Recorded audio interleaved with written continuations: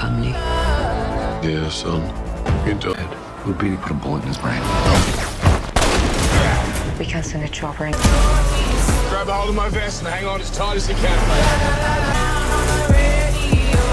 Kid, you trust me? Always disbelieve.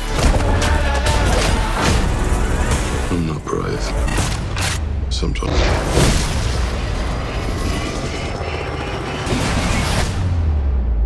Sometimes I do other things.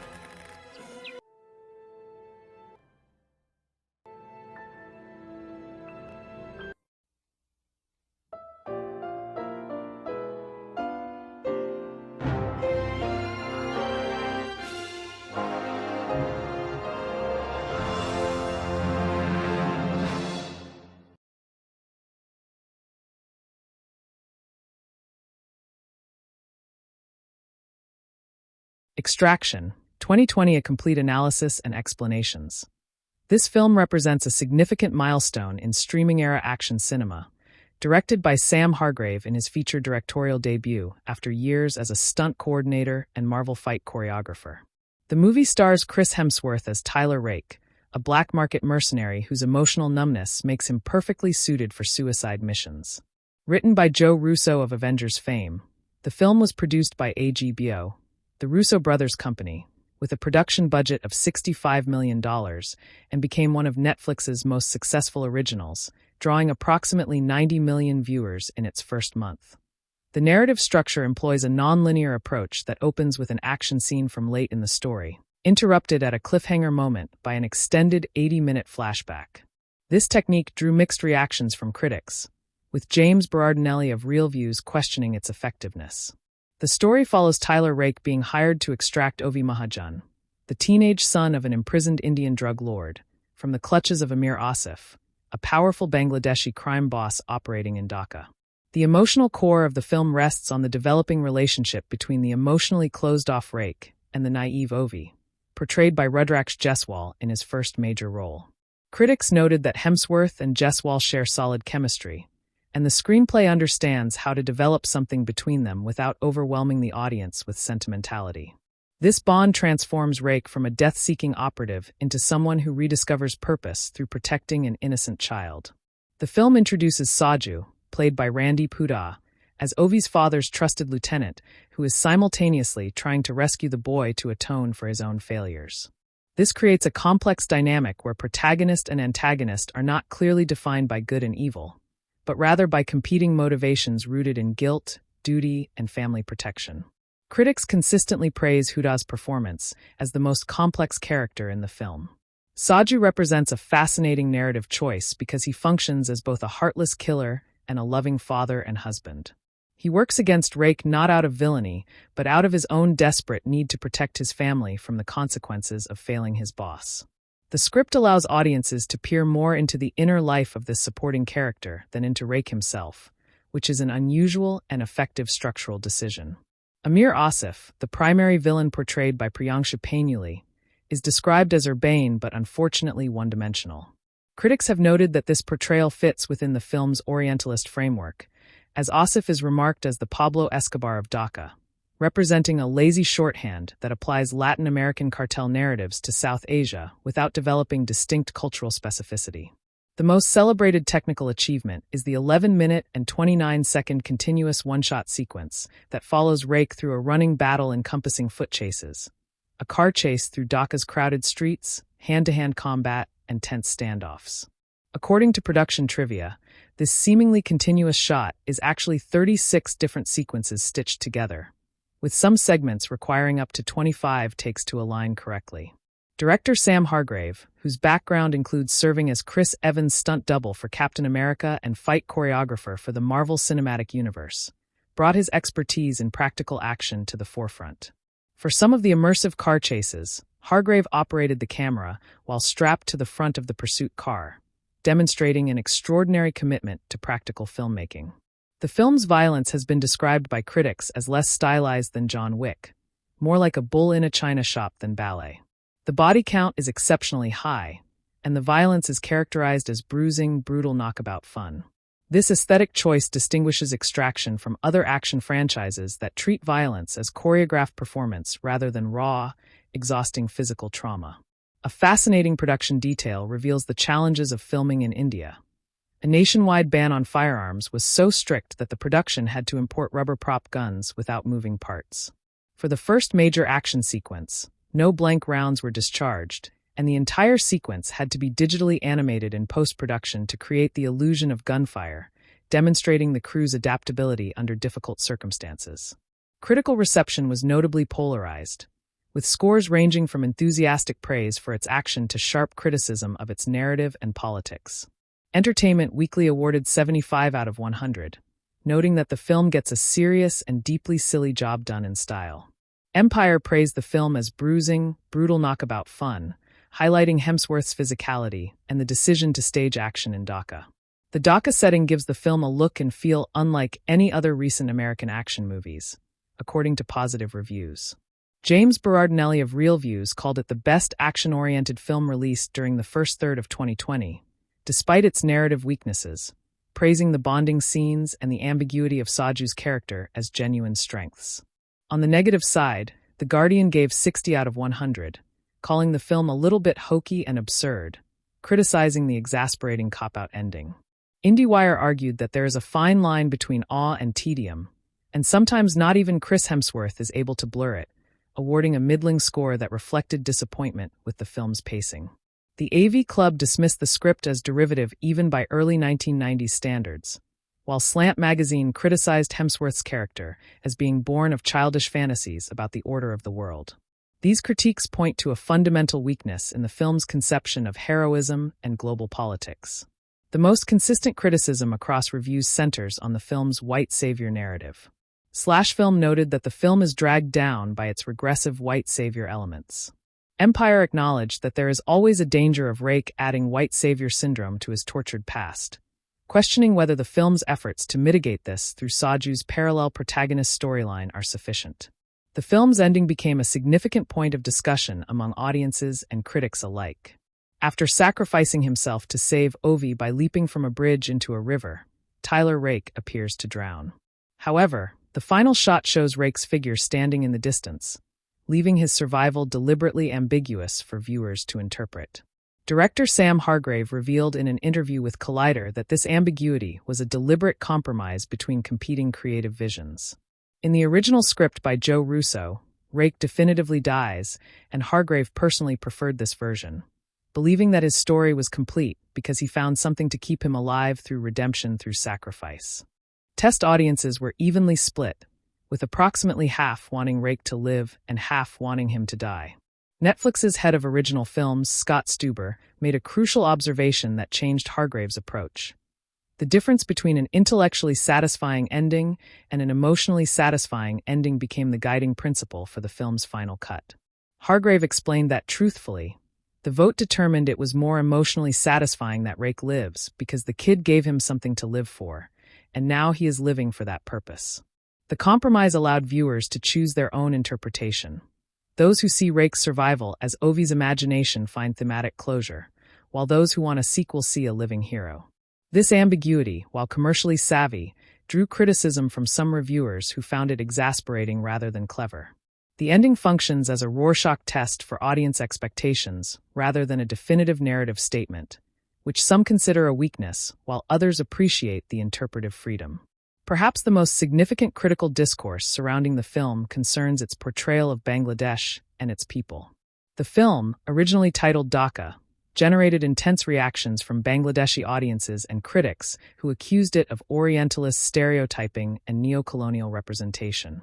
MD Nazmul Arfin, an independent researcher, published a scathing analysis arguing that the film perpetuates the neo-colonial project of producing binary oppositions of high culture and low culture for sustaining white supremacy. He notes that Dhaka is portrayed through familiar Western tropes including the power of drug kingpins, corruption of police forces, poverty, grimy slums, and juvenile armed criminals. The film depicts Bangladeshi police and military as shaky, bribed, controlled, and usable by drug lords, creating a homogeneous sketch that serves to justify Western intervention. This representational strategy has a long history in cinema, where the global South is depicted as chaotic and corrupt precisely to make the white savior protagonist appear necessary and heroic. Critically, Arfin points out that most of the film was not shot in Bangladesh at all. The actual shooting took place in Ahmedabad and Mumbai, India, with some shots taken in Thailand, specifically Ratchaburi and Nakhon Pathom. The set and character design thus represent not Dhaka itself, but an imagined culture of the global South.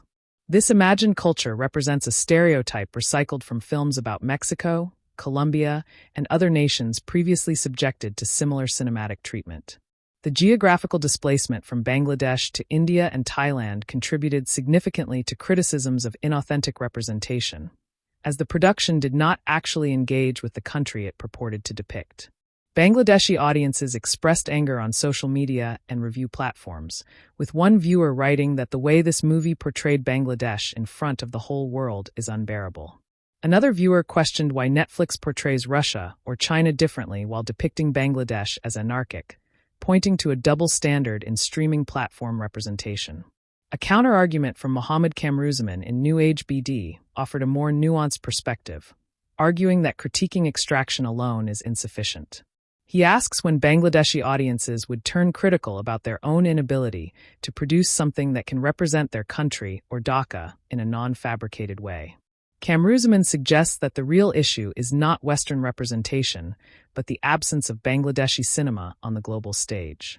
Geopolitically, Bangladesh is a well-known name, but in the world of impactful films, Bangladesh is still an infant, and the solution lies in developing local cinematic infrastructure rather than merely protesting foreign productions. Tyler Rake as a character represents a departure from Hemsworth's comedic turn as Thor in the Avengers films. As Empire notes, Hemsworth's Rake is not so much Thor as Thucking Thurius, meaning his typical charm is replaced by a brooding intensity that suits the character's traumatized psychology. The character is defined by emotional deadness, sitting underwater contemplatively, leaping into dangerous situations without hesitation, and revealing little of himself until a mid-film monologue about his deceased 6-year-old son.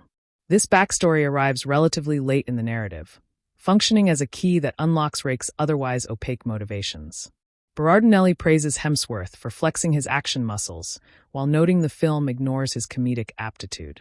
This choice represents a conscious decision to present Hemsworth in a new light, positioning him for potentially darker roles beyond the Marvel Cinematic Universe's relatively lighthearted tone.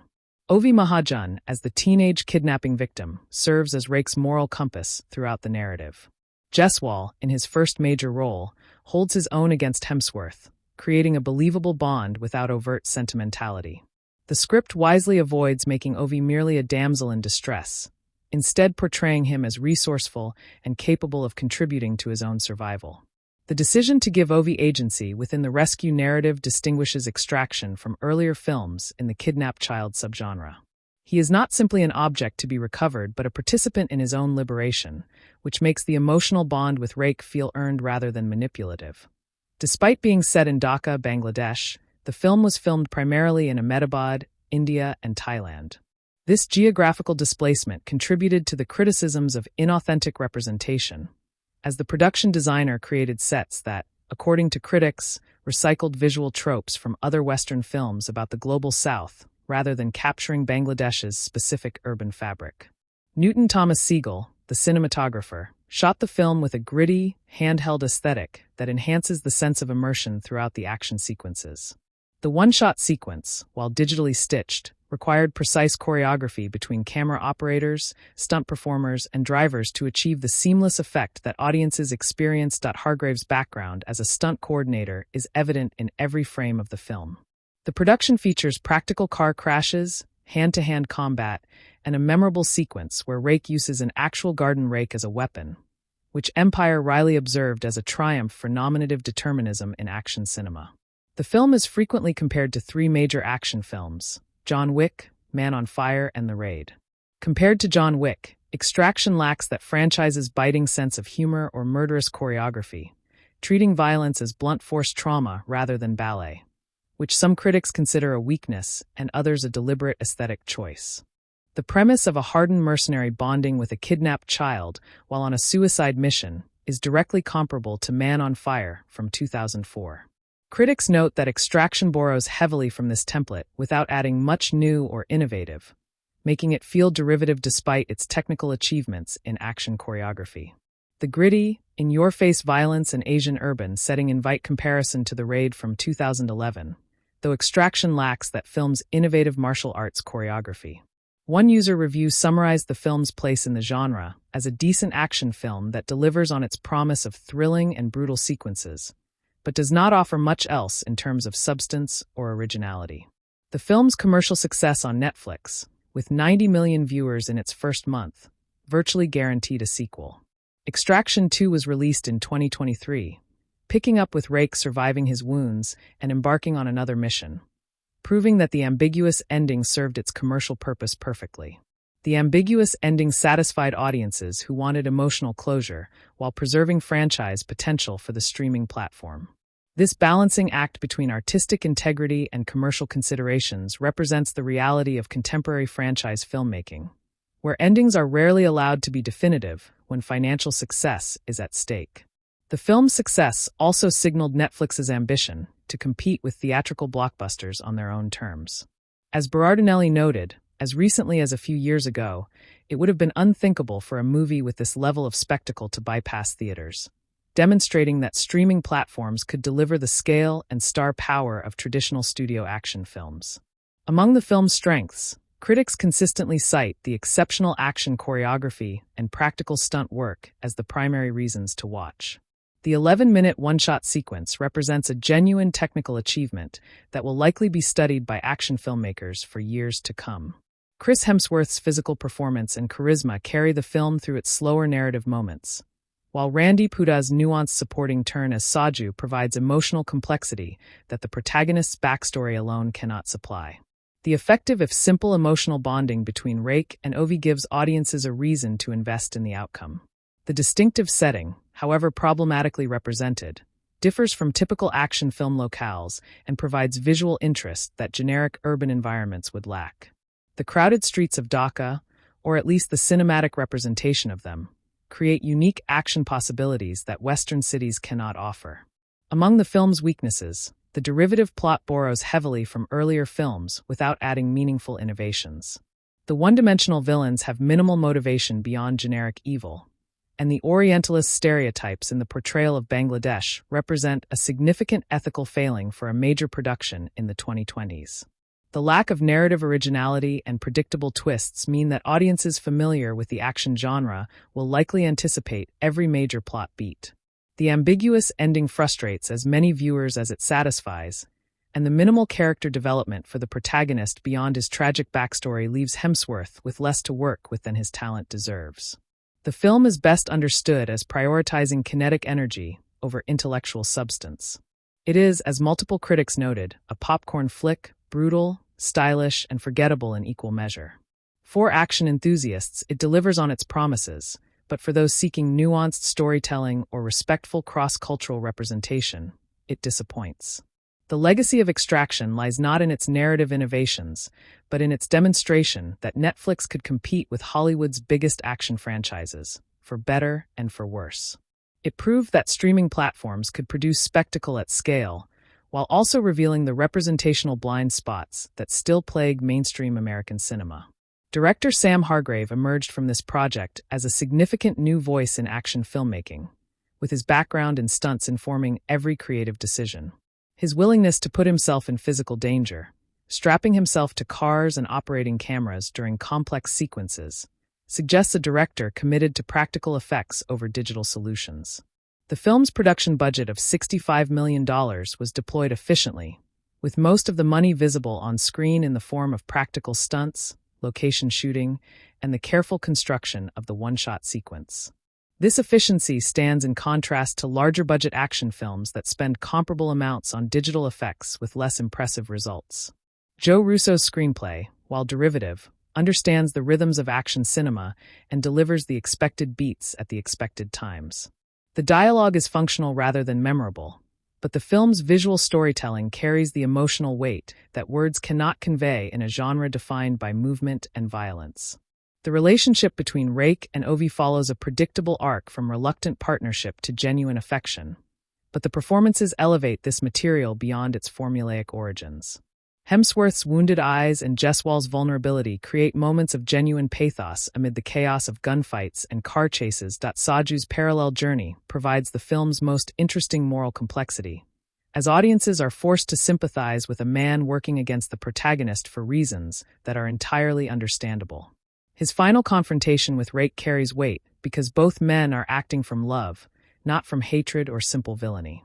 The film's treatment of Bangladeshi characters as either corrupt villains or helpless victims represents a failure of imagination that undermines the technical achievements.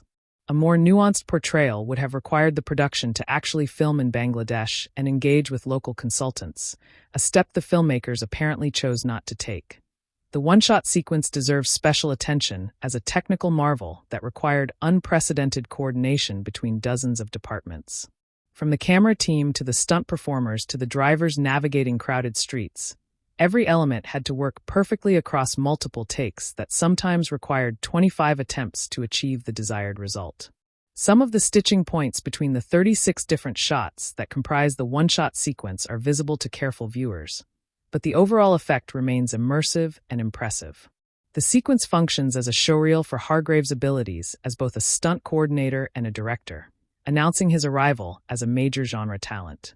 The film's violence has been criticized by some as excessive, with a body count that rivals much larger action franchises. However, this excess is thematically appropriate for a character who has lost the will to live and treats every mission as a potential suicide, making the violence feel motivated rather than gratuitous. The decision to give Rake a dead child in his backstory is a familiar trope in action cinema, but Hemsworth's performance in the monologue where he reveals this information elevates the material. His Australian accent, which he retains throughout the film, adds authenticity to a character who might otherwise feel like a generic American action hero. The film's title, Extraction, refers both to the literal extraction mission of rescuing Ovi and the metaphorical extraction of Rake from his emotional numbness. This double meaning gives the film a thematic coherence that the derivative plot sometimes lacks, connecting action to character development in meaningful ways.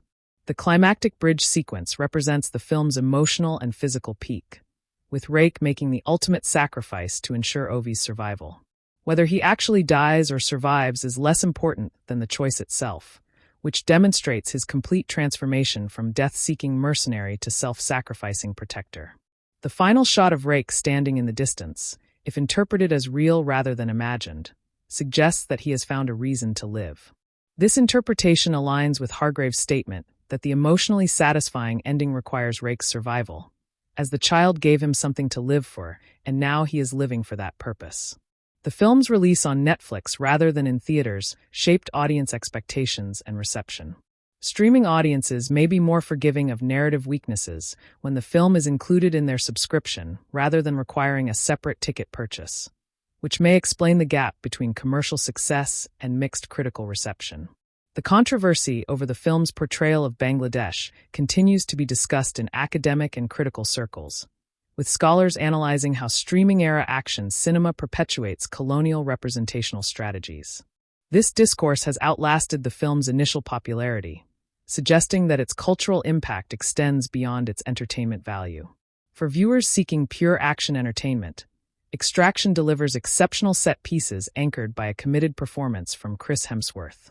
For those concerned with representational politics and narrative originality, the film represents a missed opportunity to do something genuinely new with familiar genre materials. The film opens with Tyler Rake submerged in water, holding his breath in a hotel pool, an image that immediately establishes his relationship with death and his desire to escape conscious thought through physical endurance. This opening visual metaphor communicates his psychological state without dialogue, showing a man who has already drowned emotionally long before any action sequence begins. The water motif recurs throughout Extraction, representing both death's embrace and baptismal rebirth, as Rake will literally emerge from water at several crucial turning points in his journey. Joe Russo's screenplay deliberately avoids explaining this opening image until much later, trusting audiences to interpret Rake's discomfort on land and his strange comfort in drowning environments as signs of profound trauma. The pool scene also establishes Hemsworth's physical commitment to the role, as he trained extensively to hold his breath for extended periods, performing his own underwater work rather than relying on stunt doubles for these quiet moments. This patience in storytelling distinguishes Extraction from more frantic action films that cannot sustain moments of silence, as Hargrave allows nearly 2 minutes of screen time to pass before any dialogue interrupts the visual storytelling. The hotel setting also introduces Rake's professional world of transitory spaces, luxury accommodations that mask violence, and the complete absence of personal possessions or photographs in his living environment. When Rake finally emerges from the pool, his movements are mechanical rather than joyful, suggesting that even physical pleasure has been drained of meaning by his grief over his deceased son. This opening sequence functions as a thesis statement for the entire film, announcing that Extraction will be concerned with a man who has already died inside and must find a reason to continue breathing through protecting an innocent child. The water imagery connects directly to the film's climax on the bridge over the river, creating a visual rhyme that transforms drowning from a feared outcome into something almost desired by the protagonist. Critics who dismiss the film as mindless action miss this careful thematic architecture, which rewards attentive viewing and provides emotional weight to what might otherwise be empty spectacle. Hargrave's background as a stunt coordinator serves him well in these quiet moments too, as he understands that action only matters when audiences care about the person experiencing it, making the pool scene essential preparation for the violence to follow. The hotel room contains no photographs, no books, no evidence of interiority, a blank space that reflects Rake's erased identity after the death of his 6-year-old son destroyed his previous life entirely. When Saju later searches Rake's room, he finds nothing personal, confirming that this mercenary has deliberately eliminated all attachments that could be used against him or that might remind him of what he has lost forever. The water in the pool is perfectly still and blue, contrasting sharply with the brown, polluted river water of Dhaka that will eventually receive Rake's body, a visual distinction between the sterile death he seeks and the messy life he will rediscover through Ovi's influence. Hemsworth reportedly insisted on performing this opening scene without a stunt double, spending hours in the pool to capture the precise quality of stillness that suggests a man who has stopped fighting against his own extinction.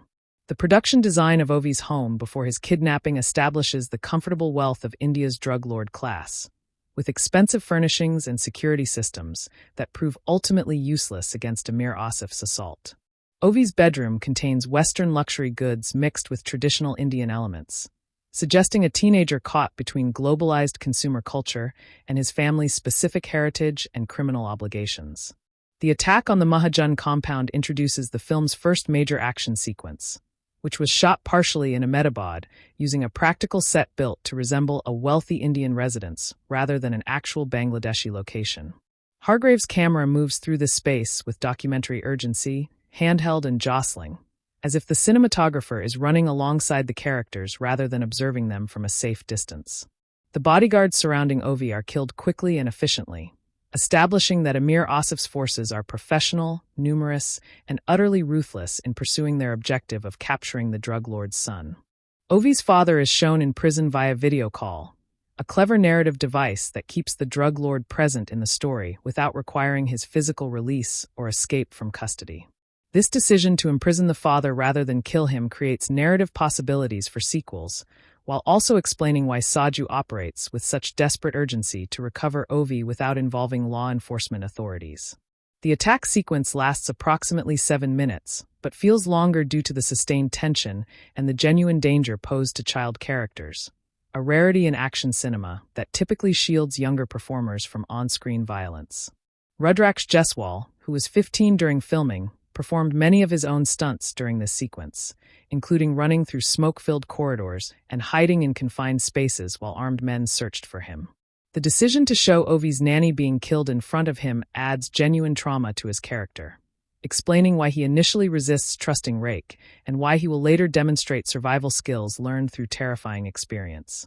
Unlike many kidnapped child narratives, Extraction shows the abduction in graphic detail rather than cutting away or suggesting violence indirectly, committing to the horror of the situation from Ovi's perspective throughout. The attackers wear military-style tactical gear rather than street clothes, suggesting that Amir Asif has access to former soldiers and professional mercenaries who have abandoned any ethical constraints in exchange for criminal wealth.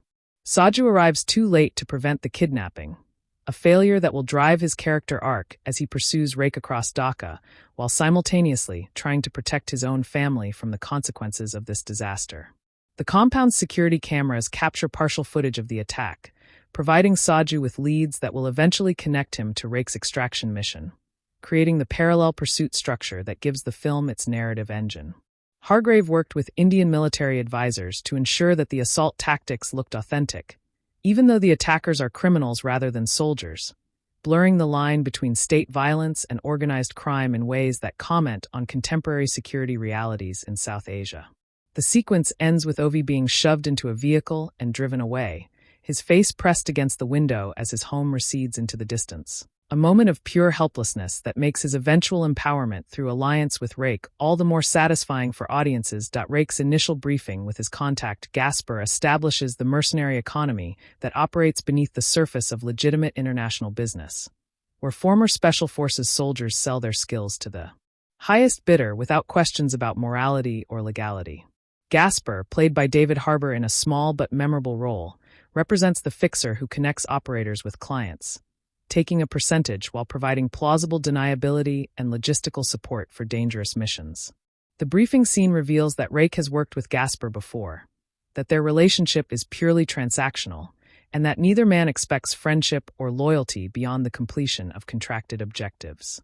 Joe Russo's dialogue in this scene is economical and functional, avoiding the witty banter that characterizes many action films and instead presenting professional criminals discussing business with cold efficiency and mutual respect.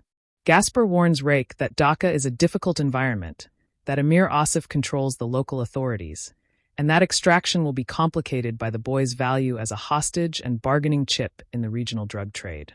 Rake's response to these warnings is characteristically flat, showing no fear of death or capture, which Gasper recognizes as either supreme competence or a death wish that will eventually get someone killed on a mission.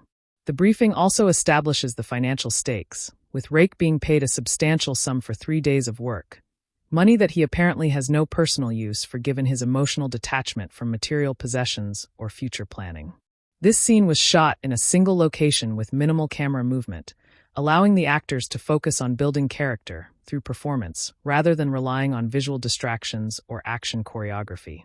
David Harbour's presence in this small role was part of the Russo brothers' strategy of casting recognizable character actors in supporting parts, giving Extraction a depth of talent that elevates the screenplay's more functional dialogue.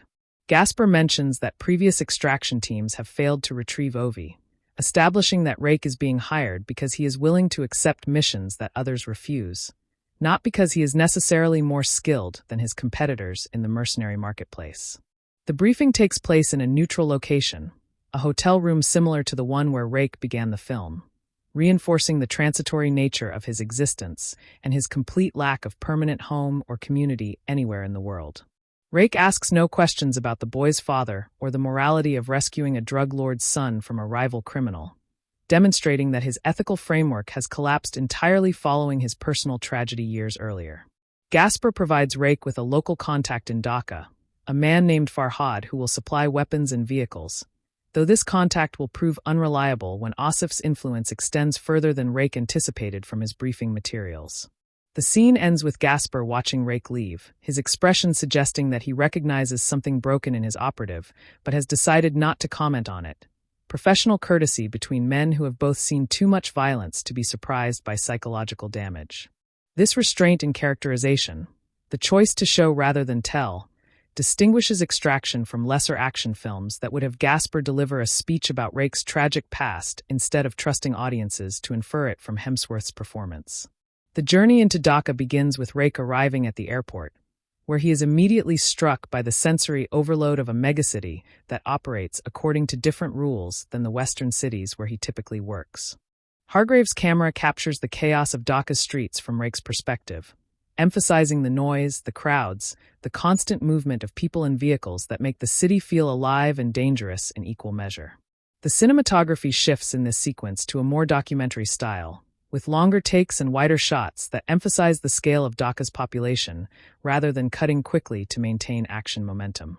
Rake moves through the city like a ghost, observing everything but engaging with nothing, his Western appearance drawing stares that he has learned to ignore through years of working in countries where he does not belong physically or culturally. The film was actually shot in Ahmedabad, India, but the production design team worked extensively to create signage, vehicle registrations, and clothing that would read as Bangladeshi rather than Indian to most international audiences. This sleight of hand, while criticized by Bangladeshi scholars for its inauthenticity, demonstrates the production's attention to surface details, even when deeper cultural engagement was sacrificed for logistical convenience and budgetary constraints. Rake meets Farhad in a crowded market, a location chosen for its anonymity and the ease of disappearing into crowds if surveillance is detected by Asif's network of informants throughout the city. Farhad provides Rake with a vehicle and directions to the location where Ovi is being held, but his nervous demeanor suggests that he knows more about the danger than he is revealing to the Australian mercenary.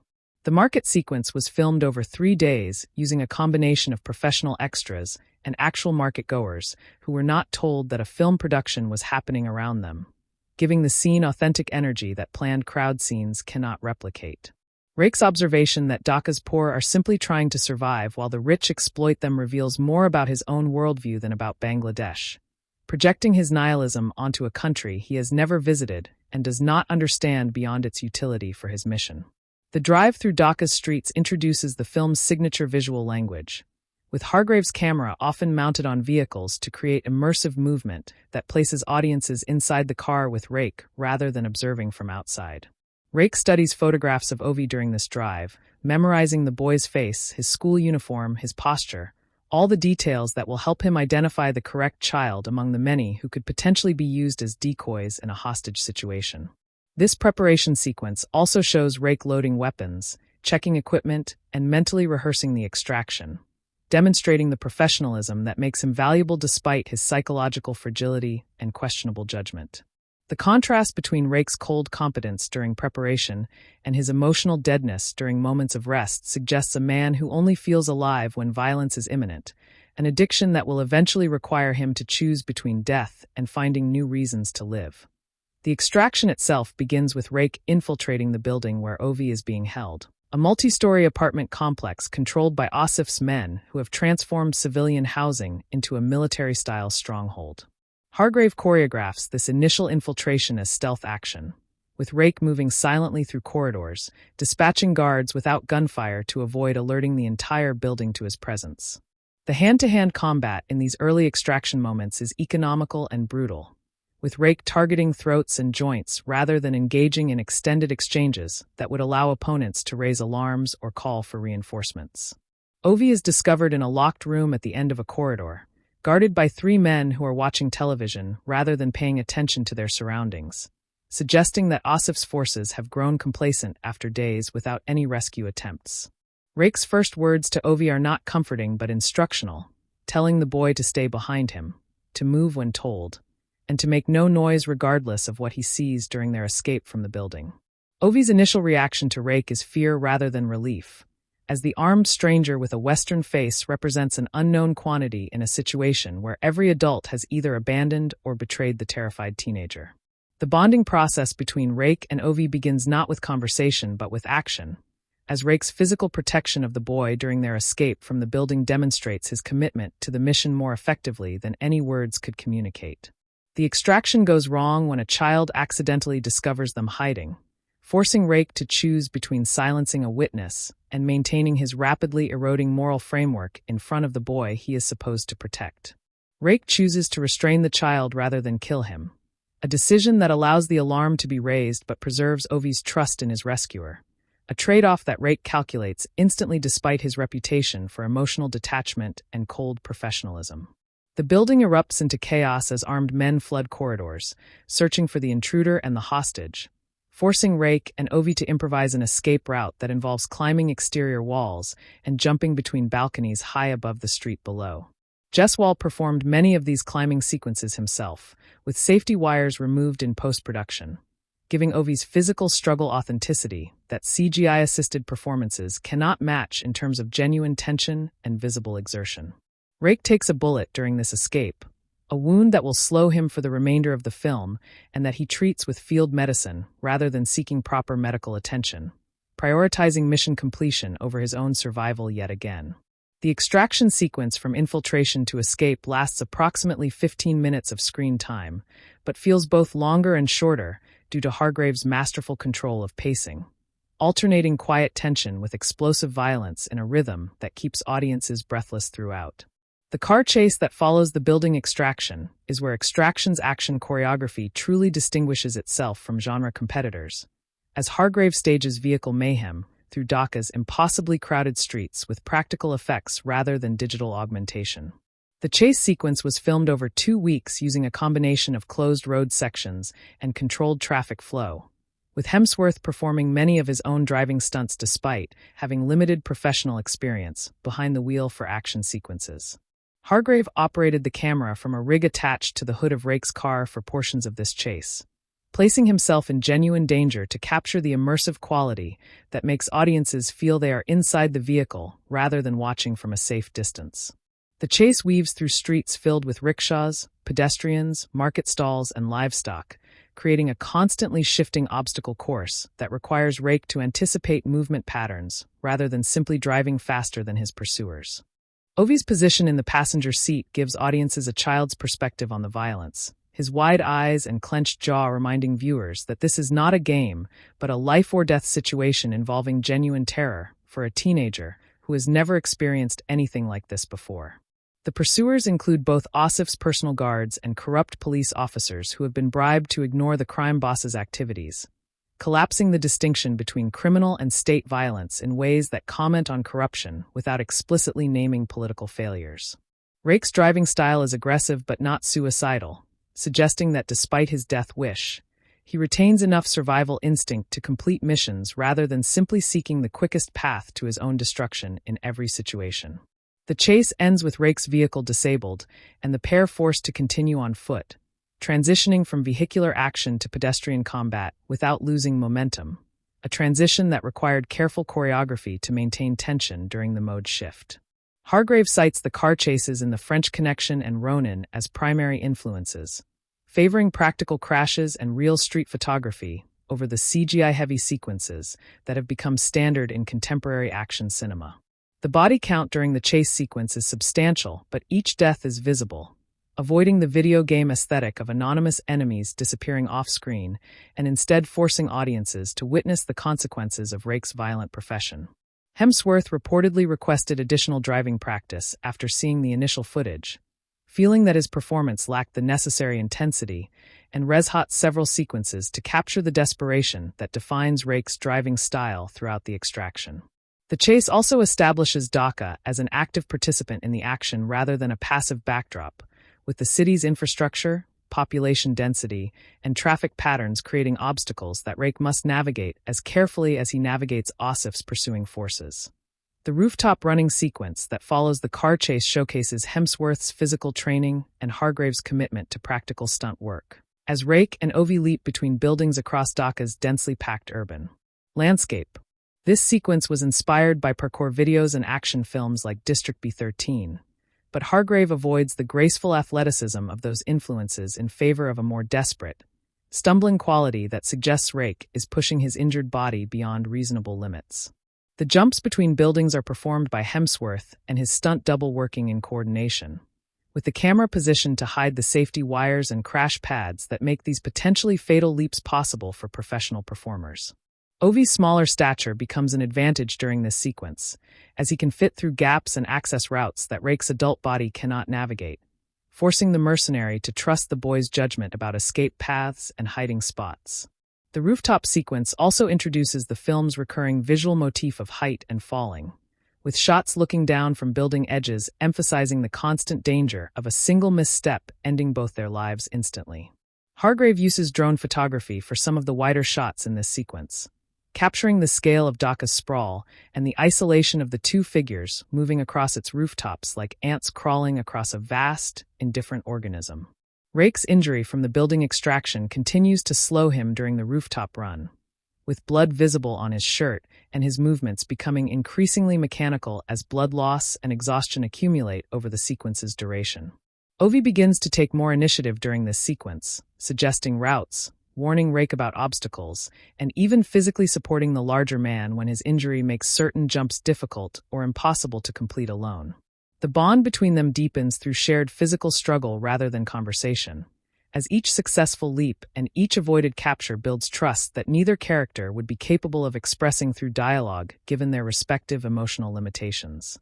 This sequence was filmed over 5 days in Ahmedabad, with the production securing permission to use actual rooftops rather than building sets, giving the action authenticity that studio-bound sequences cannot replicate despite their technical sophistication.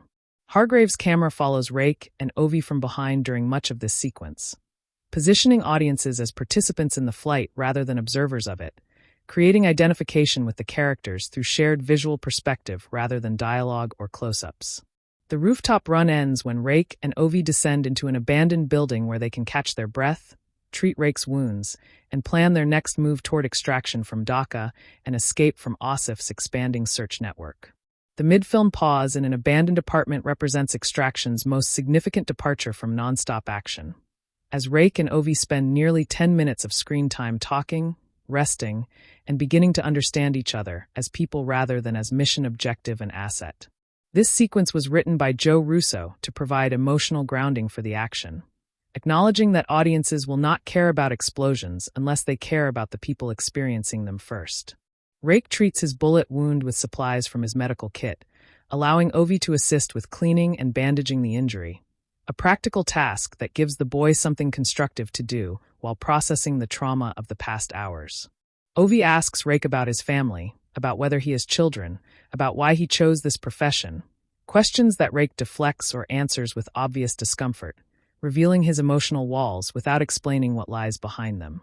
The apartment contains photographs of a Bangladeshi family, presumably displaced or killed during the violence that has made the building uninhabitable, a detail that connects Ovi's current displacement to the larger human cost of Dhaka's criminal violence and political corruption.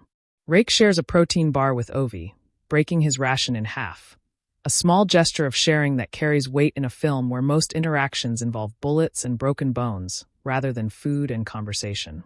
Ovi reveals that he knows his father is a drug lord, that he has always known, and that he has made peace with benefiting from criminal wealth while understanding that this privilege comes with specific dangers to his safety and freedom.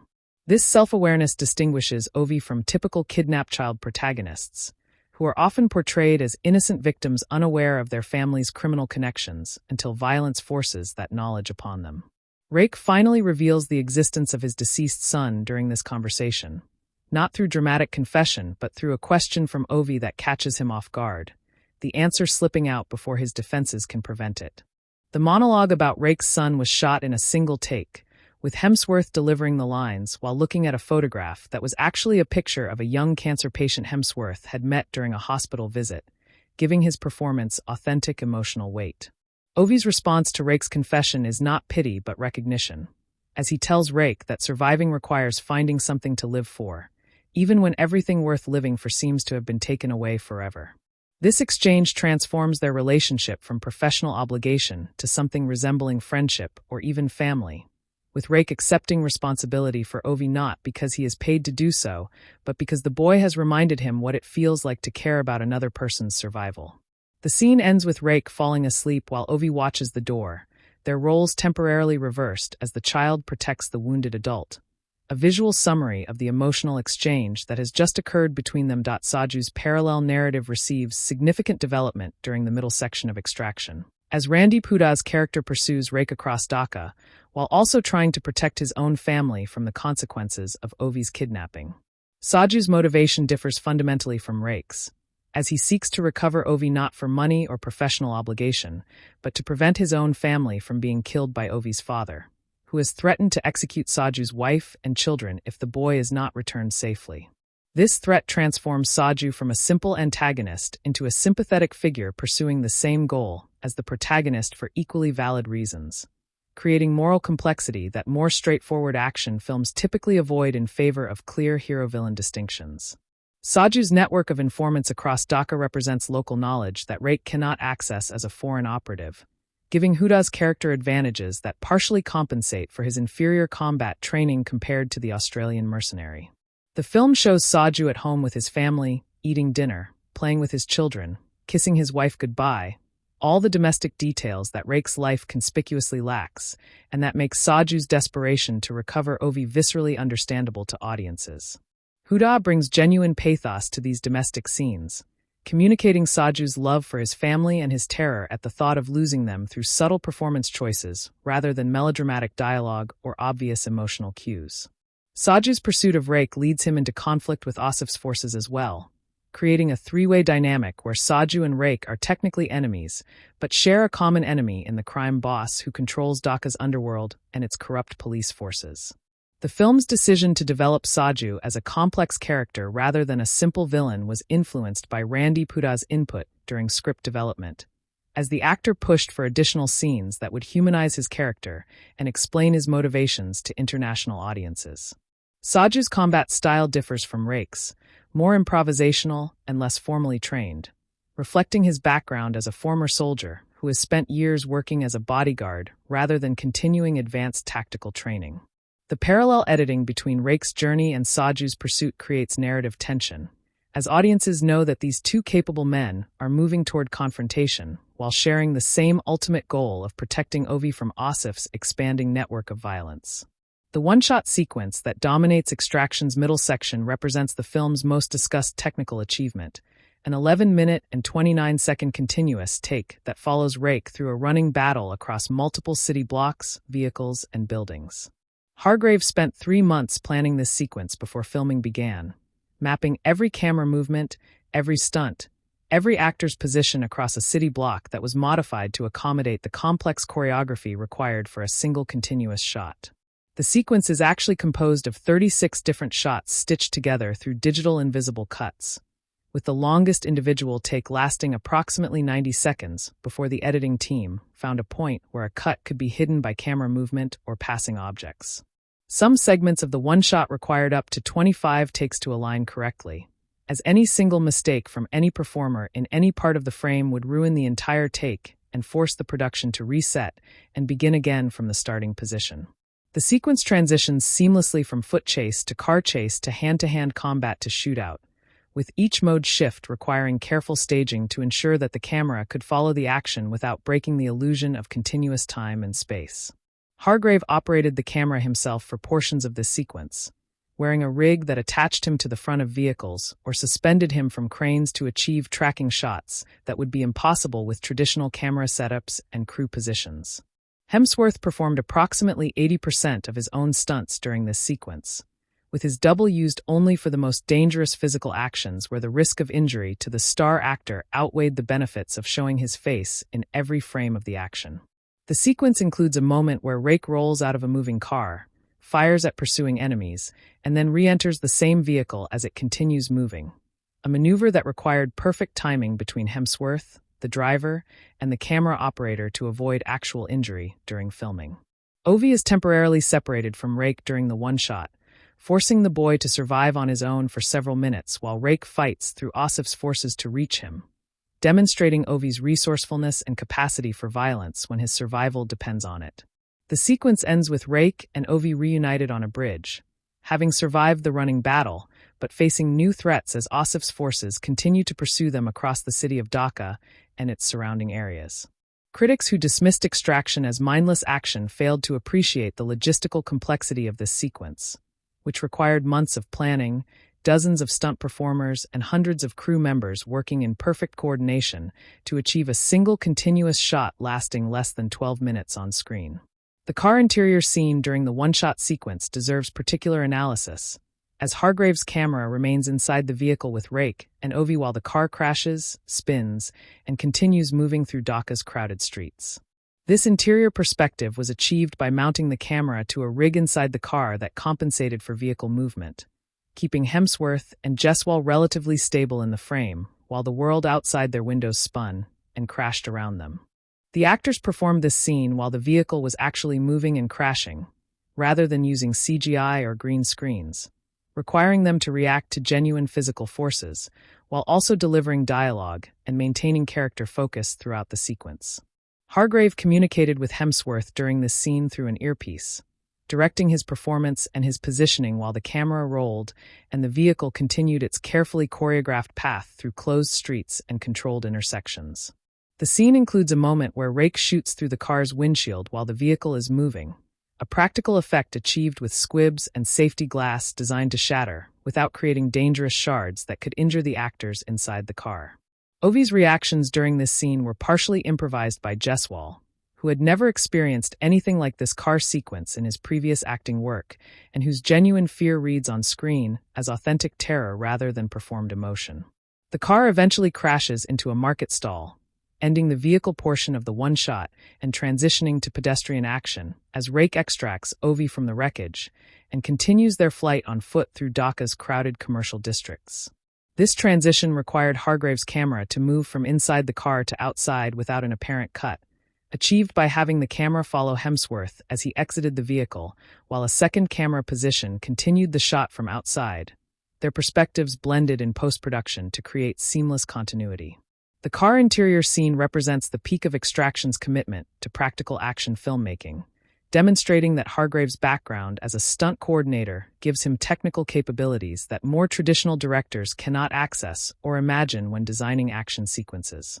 The emotional climax of Extraction occurs on the bridge where Rake makes the decision to sacrifice himself, so that Ovi can escape Asif's forces and return safely to his family and his previous life. This bridge sequence was filmed over 4 nights in Thailand, with the production building a section of bridge specifically for the shoot rather than using an existing structure that would have required extensive modification for safety and camera access. Rake's decision to stay behind while Ovi crosses to safety represents the completion of his character arc, as he finally finds something worth dying for that is not simply the cessation of his own pain, but the protection of another person's future. The bridge's design emphasizes height and exposure, with open railings and minimal cover, forcing Rake to fight in the open while Ovi runs toward Extraction and the waiting boat that will carry him away from Dhaka forever.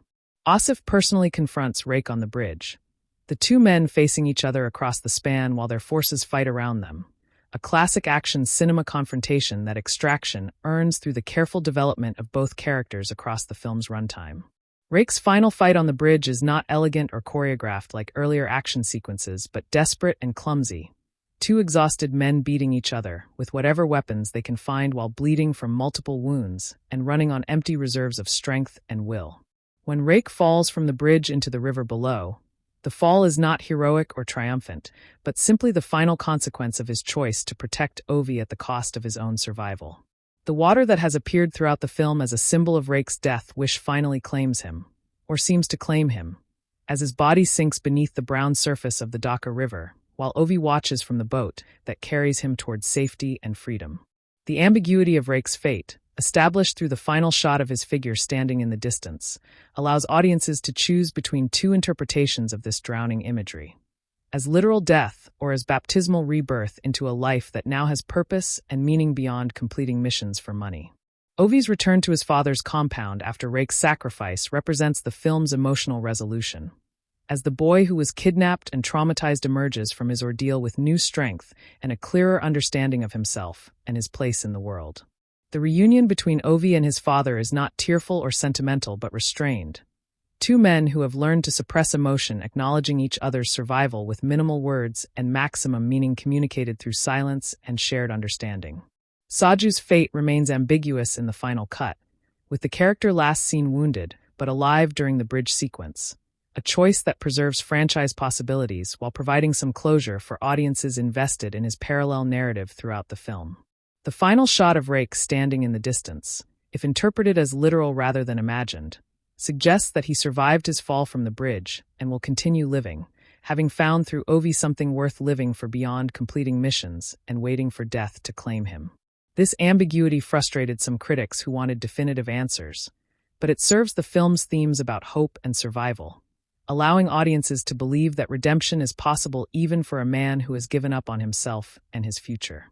The water imagery that opened the film with Rake holding his breath in a hotel pool returns in this final shot, but now the water is behind him rather than surrounding him, suggesting that he has emerged from his drowning and will continue breathing on land for as long as his second chance allows him to live. The representation of Dhaka in Extraction has generated significant scholarly debate, with Bangladeshi critics arguing that the film's portrayal of their capital city perpetuates colonial stereotypes about the global South as chaotic, corrupt, and requiring Western intervention to restore order. The film's decision to shoot in India rather than Bangladesh compounds this representational problem, as the Dhaka audiences see on screen is actually Ahmedabad dressed to resemble a Bangladeshi city that the filmmakers never visited during production or pre-production planning. The film's villain, Amir Asif, is described by characters as the Pablo Escobar of Dhaka, a comparison that imports Latin American cartel narratives into a South Asian context without engaging with Bangladesh's specific political economy of crime and corruption.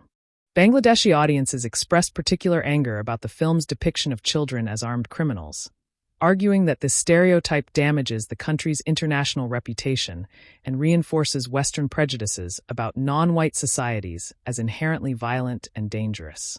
The film's white savior narrative, in which a Western mercenary must rescue a brown child from brown criminals because local authorities are corrupt and local heroes are inadequate, reproduces representational patterns that post-colonial critics have identified and criticized across decades of Hollywood cinema.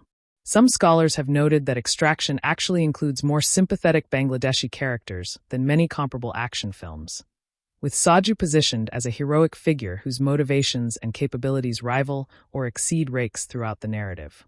The counter-argument from Mohammad Kamruzaman suggests that Bangladeshi critics should focus on building local cinema rather than merely protesting Western representations, as the absence of Bangladeshi films on the global stage leaves the country vulnerable to external representation that it cannot counter with its own images and stories.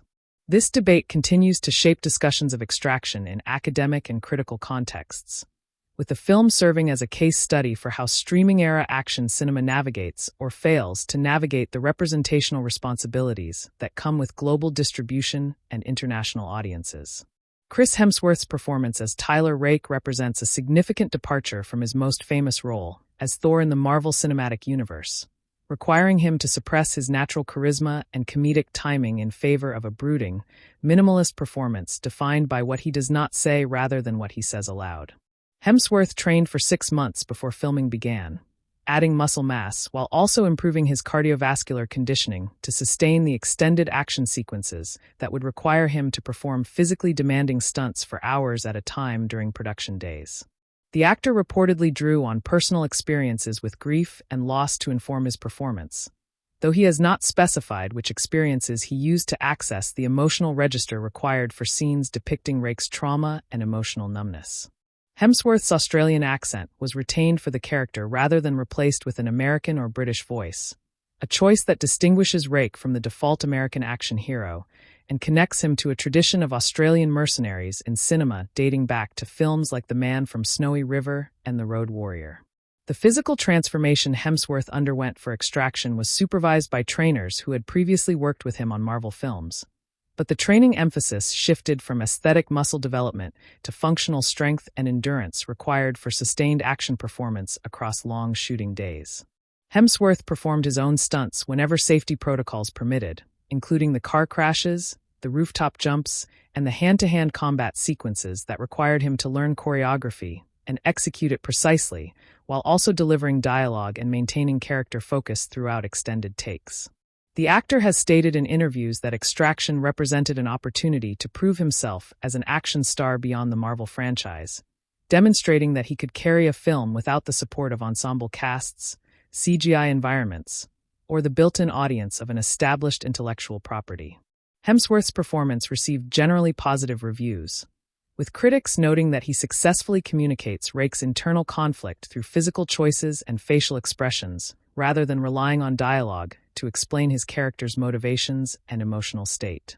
The film's success led directly to Extraction 2, which Hemsworth has described as an opportunity to explore different aspects of Rake's character now that the origin story establishing his trauma and his relationship with Ovi has been completed in the first film. Rudraksh Jaiswal's performance as Ovi Mahajan represents an impressive debut for a young actor who had never carried a film of this scale before Extraction began production. Jaiswal was discovered through a casting search that examined hundreds of young actors across India, with the production seeking someone who could hold his own opposite Hemsworth, while also performing the physical demands of the role without extensive prior training or experience. The young actor spent 3 months in preparation for filming, learning combat techniques, practicing running and climbing sequences, and working with a dialect coach to ensure his English dialogue would be intelligible to international audiences without losing his Indian accent and speech patterns. Jaiswal's scenes with Hemsworth required him to access genuine emotional vulnerability, while also maintaining the physical energy required for action sequences. A combination of performance demands that challenges even experienced adult actors throughout their careers. The film's decision to avoid making Ovi simply a damsel in distress was partly influenced by Jaiswal's own suggestions during filming, as the young actor pushed for additional scenes showing Ovi's resourcefulness and capacity for violence when his survival depends on taking action rather than waiting for rescue.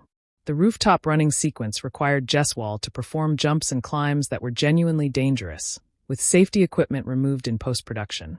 And the actor has stated that he was terrified during filming but trusted Hargrave's safety protocols and Hemsworth's example as a performer willing to push his physical limits for the camera. Ovi's transformation from helpless victim to active participant in his own rescue is one of the film's most successful narrative arcs, and much of the credit for this success belongs to Jaiswal's ability to show Ovi's growing confidence and competence without losing the vulnerability that makes audiences care about his survival. The emotional bond between Rake and Ovi works because Jaiswal and Hemsworth developed genuine rapport during filming, spending time together outside of production hours to build the trust and comfort that reads on screen as authentic connection between their characters. Jaiswal has continued acting since Extraction, but the film remains his most visible role to date, introducing him to international audiences who may not have encountered Indian cinema before streaming platforms made films like Extraction available to global subscribers. Randeep Huda's performance as Saju provides Extraction with its moral complexity, as his character pursues the same goal as the protagonist for equally valid reasons, forcing audiences to sympathize with both men even as they work against each other throughout the narrative. Huda advocated for additional scenes developing Saju's backstory and motivation, arguing that the character would seem like a simple villain without context for his desperation and his love for his family. The actor performed his own stunts throughout filming, including a fight sequence with Hemsworth that required both performers to learn complex choreography and execute it precisely, while also delivering dialogue and maintaining character focus across multiple takes. Huda's physical preparation for the role emphasized functional strength and endurance rather than aesthetic muscle development, as Saju's combat style is more improvisational than Rake's formal training and requires different physical qualities to appear authentic on screen.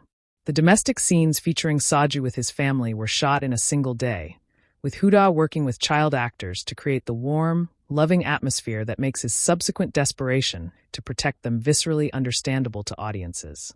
Saju's final confrontation with Rake was originally written as a simple villain-hero fight, but Huda and Hemsworth collaborated with Hargrave to restage the sequence as a conflict between two exhausted men who understand each other's motivations and respect each other's capabilities, even as they try to kill each other.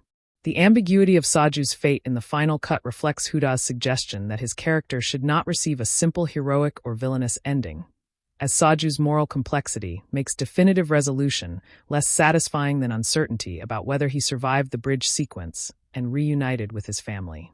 Critics consistently praised Huda's performance as the film's strongest element, noting that Saju emerges as a more interesting character than Rake, because his motivations are more relatable and his moral journey more complex than the mercenaries' arc from death wish to self-sacrifice. The success of Saju's character in Extraction led to speculation that Huda might return for the sequel, though Extraction 2 ultimately focused on new characters and a different narrative structure that did not accommodate Saju's continued presence in the franchise. The action choreography in Extraction prioritizes authenticity over elegance, with Hargrave instructing his stunt team to create fights that look like real violence rather than choreographed performances designed to showcase athletic ability. The hand-to-hand combat sequences avoid the extended exchanges common in martial arts films, where fighters trade dozens of blows before either lands a decisive strike, instead favoring quick, brutal engagements that end within seconds of contact between opponents. Hemsworth studied mixed martial arts for 6 months before filming, learning techniques from Brazilian Jiu-Jitsu, Muay Thai, and boxing that would make Rake's fighting style recognizable to audiences familiar with contemporary combat sports. The film's fight coordinator, who had worked with Hargrave on Marvel films, designed each sequence to reflect Rake's deteriorating physical condition across the narrative, with his movements becoming less precise and more desperate as injuries accumulate and exhaustion compromises his training and experience. The decision to avoid wire work and CGI enhancement for fight sequences means that every punch, kick, and throw audiences see on screen was actually performed by actors and stunt performers, giving Extraction's violence a weight and consequence that digitally enhanced action cannot replicate. Hargrave's camera placement during fight sequences prioritizes clarity over style, positioning the camera to show the spatial relationship between combatants rather than cutting rapidly to create false intensity through disorienting editing techniques. The film's body count is substantial, but each death is visible on screen, avoiding the video game aesthetic of enemies disappearing off-screen and forcing audiences to witness the consequences of Rake's violent profession throughout the narrative. Hargrave has stated in interviews that he wanted Extraction's action to feel like a horror film from the perspective of Rake's enemies, with the mercenary appearing as an unstoppable force of nature who cannot be reasoned with, escaped from, or defeated through conventional means. The fight between Rake and Saju late in the film represents the action choreography's peak, as two equally matched combatants exhaust themselves against each other, while audiences understand that neither man deserves to die and both are acting from love rather than hatred or simple villainy. The production design of Extraction faced the challenge of creating a daca that would read as authentic to international audiences, while actually filming in Ahmedabad, India, and various locations across Thailand. The art department traveled to Dhaka for 2 weeks of research photography, documenting street signs, vehicle registrations, clothing styles, architectural details, and commercial signage that would need to be recreated or approximated on sets built thousands of miles from the actual city. The decision not to film in Bangladesh was driven by logistical concerns, as the production required extensive coordination with local authorities for road closures, stunt permits, and crowd control that would have been more difficult to arrange in an unfamiliar country with different film production infrastructure. The sets built in Ahmedabad included replicas of Dhaka street markets, residential buildings, and commercial districts, with the art department importing materials and signage from Bangladesh when possible to increase authenticity for audiences familiar with the actual city. The film's color palette emphasizes browns, yellows, and muted greens, creating a visual atmosphere of heat, dust, and exhaustion that complements the narrative's emphasis on Rake's physical deterioration across the running time. The production design also includes details that reward attentive viewing, such as posters for Bangladeshi films, advertisements for local products, and political signage that would be recognizable to audiences from Bangladesh, even if international viewers miss these subtle authenticity markers. The bridge where Rake makes his final stand was built specifically for the film on a soundstage in Thailand, with the production constructing a practical bridge section that could be rigged with safety equipment for stunt performers, while also accommodating the camera positions required for Hargrave's complex action choreography. The water into which Rake falls at the film's climax was a practical tank built on the Thai soundstage, filled with water dyed to match the brown color of Dhaka's rivers, while also maintaining safety standards for the actors and stunt performers who would be submerged during filming. The attention to production design detail extends to the weapons used throughout the film, with the armorers sourcing firearms that would be plausible in a Bangladeshi criminal context, rather than simply using whatever weapons were available from previous film productions.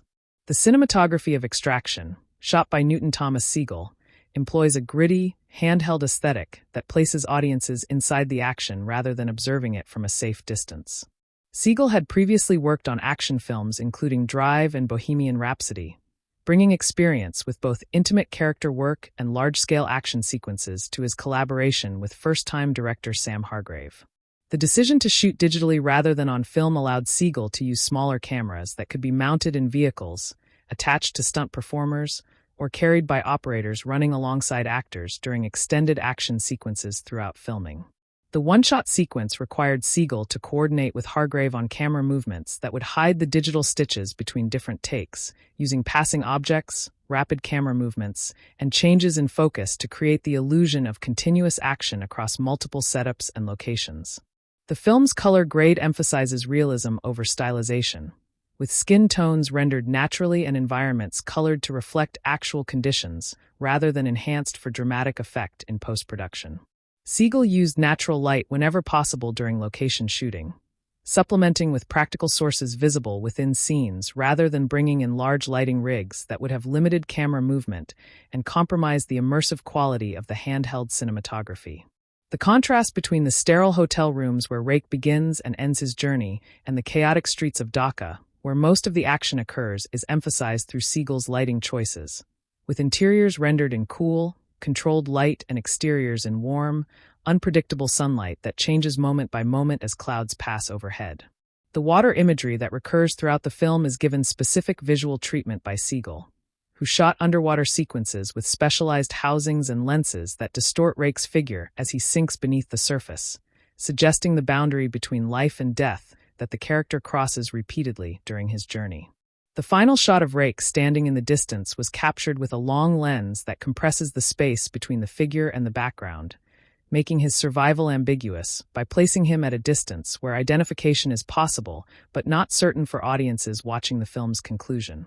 The sound design of Extraction deserves analysis as a crucial element of the film's immersive action aesthetic, with the sound team recording real weapons, vehicles, and environmental sounds to create an audio landscape that complements Hargrave's practical approach to visual action. The gunfire in Extraction sounds different from typical Hollywood action films because the production recorded actual weapons being fired at a range, then mixed those recordings with synthesized effects to create a unique audio signature for each weapon used throughout the film. The car chase sequence required the sound team to record vehicles actually performing the stunts seen on screen, capturing engine noises, tire squeals, and crash sounds that would be impossible to replicate convincingly through library effects or studio recordings. The environmental sounds of Dhaka, including traffic, market noise, religious calls to prayer, and the constant background hum of a megacity, were recorded on location in Bangladesh, even though the visual footage was shot in India and Thailand. The film's score, composed by Henry Jackman, avoids the bombastic orchestral sound typical of action cinema in favor of electronic textures and percussive rhythms that complement the film's gritty visual aesthetic and contemporary setting. Jackman had previously worked with the Russo brothers on Captain America, The Winter Soldier, and Civil War, bringing experience with action scoring that supports rather than overwhelms the visual storytelling throughout the film's extended action sequences. The quiet moments between action scenes are given equally careful sonic treatment, with the sound team emphasizing environmental details that ground the characters in their physical surroundings and create contrast with the cacophony of violence that surrounds them during action sequences. The underwater sequence where Rake sinks beneath the river features sound design that filters all audio through a water effect, creating the sensation of drowning for audiences while also providing sonic distinction between this moment and every other scene in the film. The final shot's ambiguity is reinforced by the sound design, which includes no dialogue or score, but only the ambient sounds of Dhaka continuing, as they have throughout the film, suggesting that life goes on regardless of whether Rake survived his fall from the bridge. The political economy of Extraction reflects Netflix's strategy of investing in mid-budget action films that can compete with theatrical blockbusters, while remaining within the streaming platform's established financial parameters for original content. The $65 million production budget is substantial for a streaming film, but modest compared to comparable theatrical action films, which often cost $100 million or more to produce and market to international audiences. Netflix's decision to release Extraction exclusively on its streaming platform rather than in theaters represented a bet that audiences would accept high-quality action cinema at home rather than demanding the theatrical experience for spectacle-driven content. The film's rapid success, drawing approximately 90 million viewers in its first month, validated this strategy and led Netflix to increase investment in action films produced specifically for streaming rather than acquired from traditional studios after theatrical release. The Russo brothers' production company HBO served as the primary creative force behind Extraction, bringing relationships with talent and experience producing large-scale action content from their Marvel films to their collaboration with Netflix. The decision to set the film in Dhaka, Bangladesh, was driven by a desire to distinguish Extraction from action films set in generic Eastern European cities or American urban environments, offering audiences a fresh visual palette, even if the representation of Bangladesh proved controversial among critics and scholars.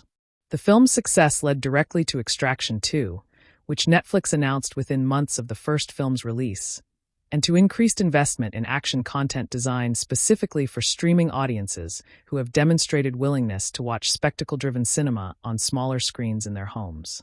The political economy of Extraction also includes its distribution strategy in South Asia, where Netflix negotiated with local distributors to ensure the film reached audiences in India, Bangladesh, and other regional markets where the story's setting and cast would generate particular interest and discussion.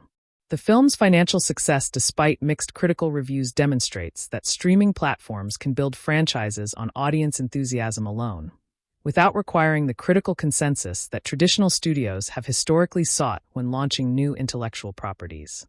The sequel potential of Extraction was built into the first film's narrative structure through the ambiguous ending that allows Rake to survive for future adventures, while also providing emotional closure for audiences who prefer to interpret his death as the completion of his redemptive arc. Extraction 2, released in 2023, picks up with Rake recovering from his wounds and embarking on a new mission, confirming that the figure in the final shot was intended to represent his literal survival, rather than Ovi's imagination or memory of the fallen mercenary. The sequel expands the franchise's geographic scope beyond Dhaka, sending Rake to new locations while retaining the practical action aesthetic and emotional character work that distinguished the first film from its action cinema competitors. Chris Hemsworth returned for the sequel, as did director Sam Hargrave and writer Joe Russo, maintaining creative continuity that gives the Extraction franchise a consistent authorial voice across multiple films. The sequel's production budget increased significantly from the first film, reflecting Netflix's confidence in the franchise and its willingness to invest more heavily in proven intellectual properties rather than taking risks on untested original concepts. Extraction 2 introduces new characters and new conflicts while retaining the emotional core established in the first film, with Rake continuing to struggle with his trauma while finding purpose through protecting innocent people who cannot protect themselves from the violent forces pursuing them. The franchise's future beyond the second film remains uncertain, but the commercial success of both Extraction and its sequel suggests that Netflix will continue investing in action content designed for streaming audiences who have demonstrated appetite for practical stunts, international settings, and emotionally damaged protagonists seeking redemption through violence and sacrifice. The film's opening credits sequence deserves careful analysis, as it presents the title Extraction over an image of Dhaka's skyline at dawn, suggesting both the mission to extract a child and the extraction of Rake from his emotional paralysis. This title card appears after the pool scene, but before any dialogue establishes character or plot, positioning the film's themes ahead of its narrative mechanics in the hierarchy of authorial priorities. The font choice is utilitarian rather than decorative, suggesting functionality over artistry, a design decision that reflects Rake's own personality and his relationship to violence as a tool rather than an expression of identity. The production company logos that precede the title card include HBO's distinctive branding, reminding audiences of the Russo brothers' involvement and their track record with large-scale action cinema across multiple franchises and platforms. The absence of a traditional opening action sequence, where films often establish their heroes' capabilities before introducing narrative complications, signals that Extraction will prioritize character psychology over pure spectacle from its opening moments. The water imagery that dominates these opening minutes will recur at crucial junctures throughout the film, creating visual unity across disparate sequences and locations that might otherwise feel disconnected from each other. Rake's isolation in the pool, surrounded by other swimmers who exist only as background elements, visually communicates his separation from ordinary human connection and the difficulty he experiences when attempting to rejoin normal social interaction. The hotel's architecture, all glass and steel and minimalist design, contrasts sharply with the chaotic organicism of Dhaka's streets, establishing a visual dichotomy between the sterile world of international mercenary work and the messy reality of the places where that work actually occurs. The character of Ovi Mahajan receives careful establishment before his kidnapping, with scenes showing him at school, interacting with friends, and demonstrating the normal teenage behaviors that the trauma of abduction will permanently disrupt. His school uniform, Western style but adapted for Indian weather and cultural contexts, visually communicates his family's wealth and their aspiration to participate in globalized culture while maintaining their specific national and regional identity. Ovi's relationship with his father is shown through video calls, with the imprisoned drug lord appearing on screens within screens, a visual motif that suggests the barriers technology cannot overcome between parents and children separated by circumstances beyond their control.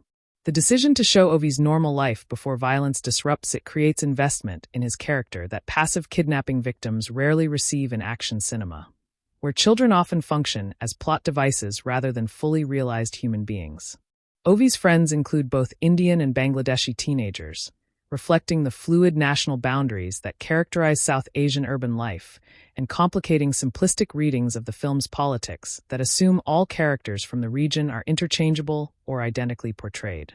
The school sequence was shot in an actual Indian educational institution, with students who appear in the background unaware that a film production was capturing their daily activities for international distribution.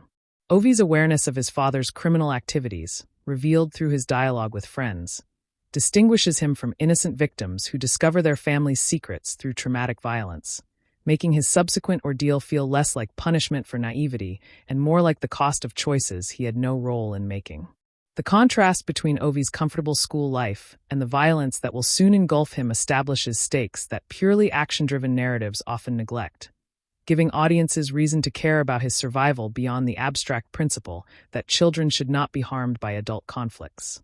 The character of Amir Asif receives development that, while limited compared to the protagonists, establishes him as more than a simple villain through scenes showing his intelligence, his strategic thinking, and his capacity for unexpected patience when pursuing long-term goals.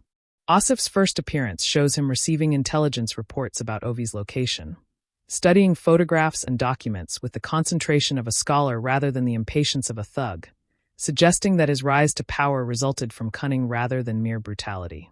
The actor Priyangshu Painuli brings genuine presence to the role, his soft-spoken menace contrasting with the loud aggression of his subordinates and suggesting depths that the screenplay unfortunately never fully explores across the film's running time.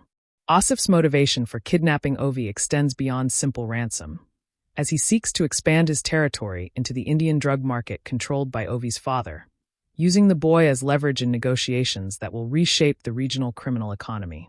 The character's urbane wardrobe, all tailored suits and expensive watches, visually distinguishes him from his armed foot soldiers and suggests his aspiration to legitimacy that his criminal activities will forever prevent him from achieving.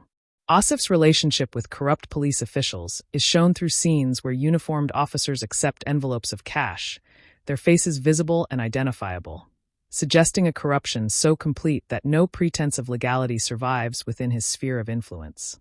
The decision to avoid giving Asif a tragic backstory or sympathetic motivation reflects the film's commitment to clear moral categories, even as it complicates the distinction between hero and antagonist through Saju's parallel narrative. Asif's final confrontation with Rake on the bridge represents the film's only extended dialogue between hero and villain, and the exchange reveals that both men understand each other perfectly, while remaining utterly opposed in their values and their relationships to violence as a tool for achieving desired outcomes.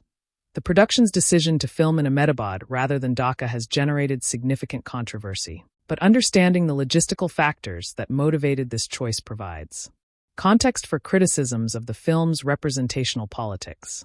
Ahmedabad offered established film infrastructure, including sound stages, equipment rental houses, and crew members experienced with international productions, that Dhaka could not match given Bangladesh's less developed film industry. The Gujarat state government provided tax incentives and production support that made filming in Ahmedabad significantly cheaper than filming in Dhaka, allowing the production to allocate more of its $65 million budget to on-screen action rather than location expenses. The security situation in Dhaka during pre-production raised concerns among the film's insurers, who worried about political instability and the potential for violence that could endanger cast and crew members during an extended location shoot in Bangladesh.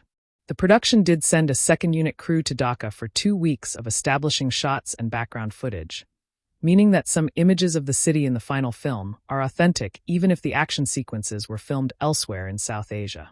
The art department's research trip to Dhaka produced thousands of reference photographs that guided the construction of sets and the dressing of locations in Ahmedabad to resemble the Bangladeshi capital as closely as practical constraints would allow.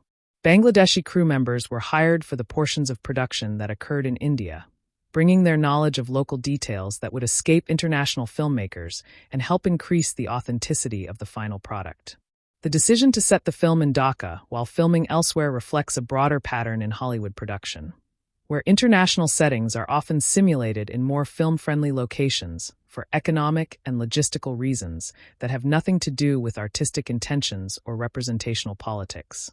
The film's representation of children in violent contexts deserves careful analysis, as Extraction includes scenes where juvenile characters handle weapons, participate in criminal activities, and experience trauma that would have lifelong psychological consequences for real children in similar situations. The decision to show Ovi using a weapon to defend himself, firing a gun at pursuing enemies, represents a significant departure from action films that shield child characters from the moral complexity of lethal violence. The child soldiers who appear as Asif's agents, some appearing as young as 10 or 11 years old, are portrayed as victims of the crime boss's exploitation rather than willing participants in his criminal enterprise. The film does not show children being killed on screen, though adult characters are killed in large numbers, suggesting an ethical boundary that the production respected even as it pushed against other representational limits. The child actors who appear in these sequences were all accompanied by parents or guardians during filming, and scenes involving weapons were carefully managed to ensure that no minor performer was exposed to actual violence or dangerous situations during production. Ovi's psychological trauma is shown through his reactions to violence, with Jeswal's performance capturing the 1,000-yard stare of someone who has witnessed horrors that cannot be forgotten or rationalized away through simple explanations. The film's refusal to show Ovi's recovery or therapy in its final scenes leaves open questions about his future psychological state, suggesting that the cost of survival may include permanent damage that no amount of wealth or family support can fully repair. The editing rhythm of Extraction, overseen by editors Ruthie Aslan and Peter B. Ellis, alternates between extended action sequences and compressed dramatic scenes, creating a pacing that distinguishes the film from both non-stop action movies and more contemplative character studies. The decision to place the 11-minute one-shot sequence at the film's emotional midpoint, rather than saving it for the climax, reflects confidence that audiences will remain engaged even after the most spectacular action has concluded and the narrative must carry them through to resolution. The editors worked closely with Hargrave during filming, receiving footage daily and providing feedback that influenced subsequent shooting days, a collaborative relationship that ensured the final cut would match the director's vision while benefiting from fresh perspectives on the material. The transition between the flashback structure of the opening and the linear narrative that follows was carefully calibrated to minimize audience confusion, with visual cues including changes in color temperature and aspect ratio signaling shifts in temporal perspective. The editors faced the challenge of integrating the one-shot sequence, which could not be cut without breaking its illusion, into a film that otherwise uses conventional editing techniques for action and dramatic scenes. The pacing of the apartment conversation between Rake and Ovi where the film slows almost to a halt after extended action, represents the editor's most significant contribution to the film's emotional architecture, giving audiences space to breathe before the violence resumes. The final sequence, from the bridge confrontation to Ovi's return home, was restructured multiple times in post-production as the filmmakers struggled to find the right balance between closure and ambiguity for Rake's character arc.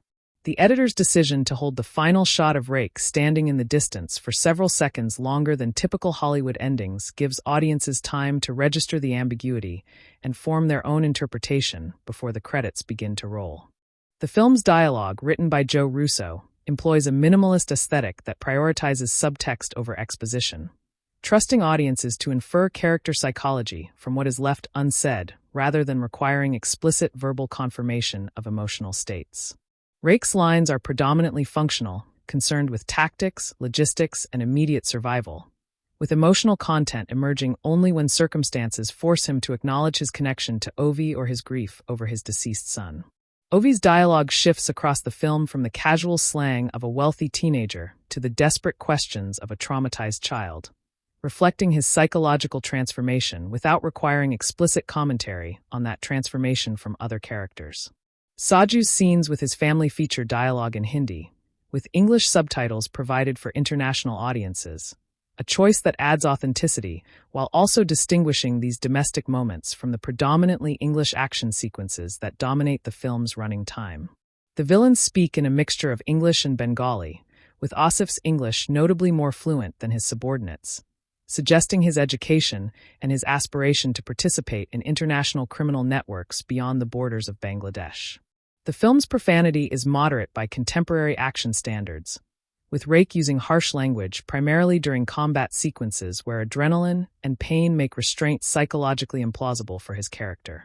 The script's funniest lines, few as they are, come from David Harbour's Gasper, whose world-weary observations about the mercenary trade provide comic relief without undermining the film's generally serious tone and commitment to authentic violence.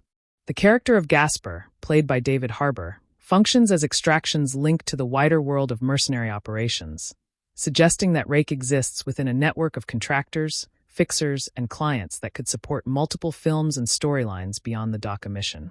Harbour's performance brings unexpected warmth to a character who exists primarily to deliver exposition, his world-weary eyes suggesting that he has seen too much violence and lost too many colleagues to maintain the emotional detachment that his profession requires for psychological survival.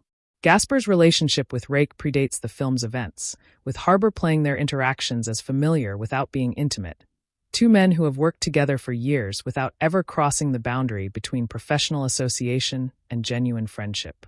The character's decision to warn Rake about the dangers of Dhaka, despite knowing that such warnings will not deter his determined operative, suggests a conscience that his line of work would seem to preclude or render irrelevant to daily operations. Gasper's absence from most of the film, appearing only in the briefing scene and a brief moment near the climax, means that Harbour's performance must establish the character quickly and economically, which it accomplishes through specific choices in posture, vocal tone, and physical interaction with Hemsworth's Rake.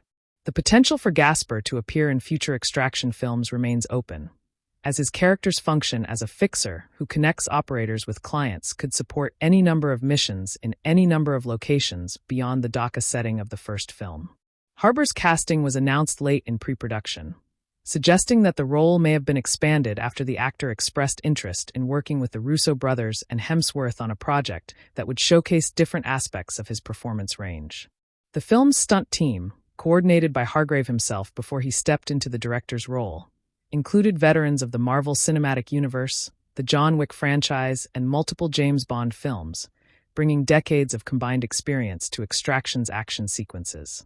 The team rehearsed each action sequence for weeks before filming began, with Hargrave participating in rehearsals as both coordinator and director, ensuring that the physical requirements of each scene would be achievable before cameras rolled and actors arrived on set.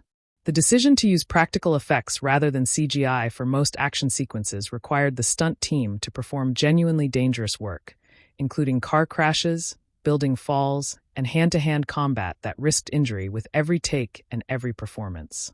Safety protocols on the Extraction set were rigorous, with medical personnel present during all stunt filming and emergency evacuation plans in place for every location where dangerous work occurred.